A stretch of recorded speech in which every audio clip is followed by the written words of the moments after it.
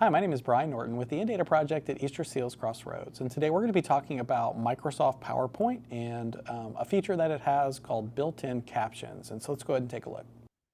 So today we're going to be talking about subtitles in PowerPoint.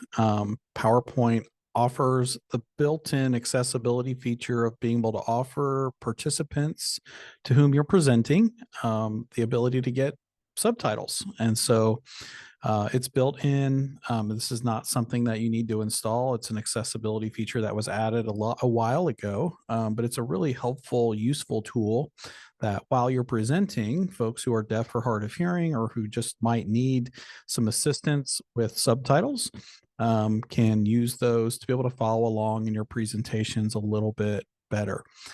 First thing I'm going to do is I'm going to open up PowerPoint, and I just got a PowerPoint loaded here. Typically, when you come in, you're going to be on the home screen. To be able to find these settings, you can go over to Slideshow. And then underneath Slideshow, all the way to the right, you're going to see some subtitle settings and some options for subtitles. The first checkbox is you can always use subtitles. That's something that I don't check, depending on the audience. Sometimes I'll use it, sometimes I won't. A lot of times when we're presenting here with the In-Data Project, we're using a CART stenographer who is providing real-time captions for our presentations, our trainings. And that's really important distinction between what you're going to get with built-in subtitles through PowerPoint and what you might get through a CART provider. A lot of times, the built-in is using artificial intelligence to be able to translate what you're saying into words on the screen.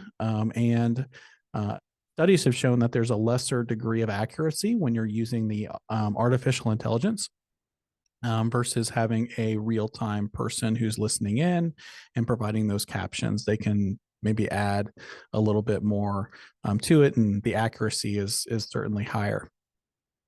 That's not to say that artificial intelligence is bad. It doesn't do a bad job. In fact, a lot of times it's pretty good.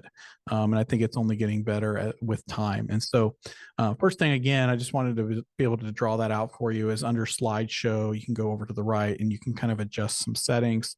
I'm going to drop down this little arrow because it's important, some options here for you. Part of the options are you can change where the subtitles will show up when you're presenting.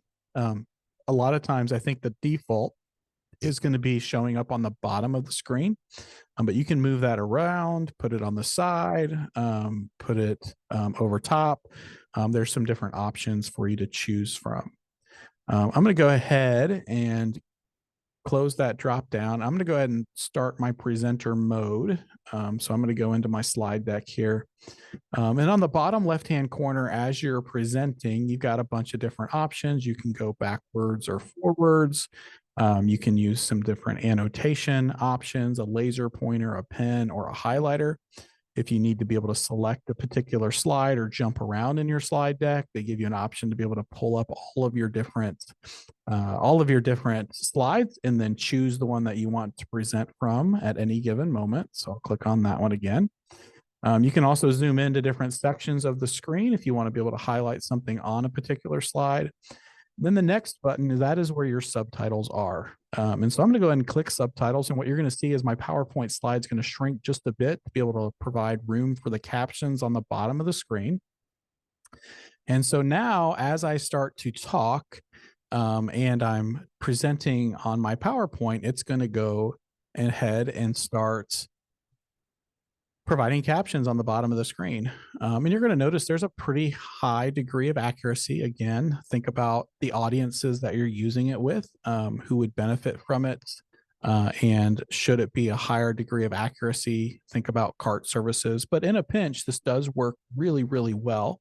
And it is something that folks can use to be able to help folks who are deaf and hard of hearing be able to better understand and follow along in the presentations that you provide.